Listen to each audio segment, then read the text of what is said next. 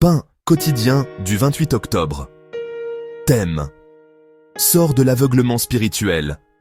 As-tu des symptômes de jalousie cachés en toi?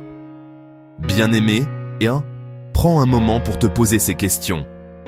Ressens-tu de la colère, de l'envie ou de la frustration quand quelqu'un réussit?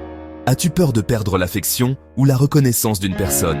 Te sens-tu injustement menacé par la réussite des autres? As-tu tendance à comparer ta vie ou tes succès à ceux des autres? Surveilles-tu les actions ou les paroles d'une personne sur les réseaux sociaux? Cherches-tu à contrôler ou influencer quelqu'un pour te rassurer?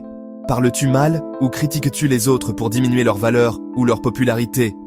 Te réjouis-tu, même secrètement, de voir les autres échouer?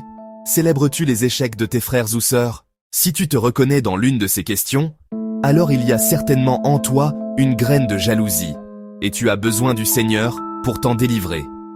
La jalousie est considérée comme un péché, une iniquité liée à l'envie et à l'orgueil. Elle peut aussi toucher la relation avec Dieu. Quelques exemples bibliques. Caïn, jaloux d'Abel, a été conduit au meurtre, Genèse 4, 3, 8. Saül, jaloux de David, a nourri la haine et la persécution, 1 Samuel 18, 6, 16. Les causes de la jalousie peuvent être multiples.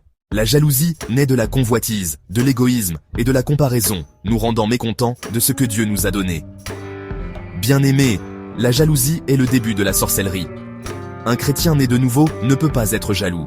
Celui qui est né de Dieu doit se réjouir de voir les autres prospérer. Certains prient même par jalousie pour bloquer les enfants de Dieu. Mais à qui ces prières sont-elles adressées? Au diable. Si tu es dans ce genre de pratique, repens-toi. Tes œuvres ne sont pas dignes d'un enfant de Dieu. Bien-aimé, nous formons un seul corps en Christ. Si un membre souffre, tout le corps est concerné. Se comparer ou souffrir de la réussite des autres est un signe que tu n'es pas dans l'unité. Il est temps de te repentir. La jalousie a de graves conséquences. Elle endommage ta relation avec Dieu, te prive de joie et de paix, et divise les familles et les églises. Beaucoup de familles ont été détruites à cause de la jalousie. Ne la laisse pas croître dans ton cœur. Fais une introspection avec l'aide du Saint-Esprit, afin qu'il t'éclaire et te libère de cette prison. Si tu as reçu le Seigneur, l'amour de Dieu doit remplir ton cœur. Réjouis-toi sincèrement de la réussite des autres.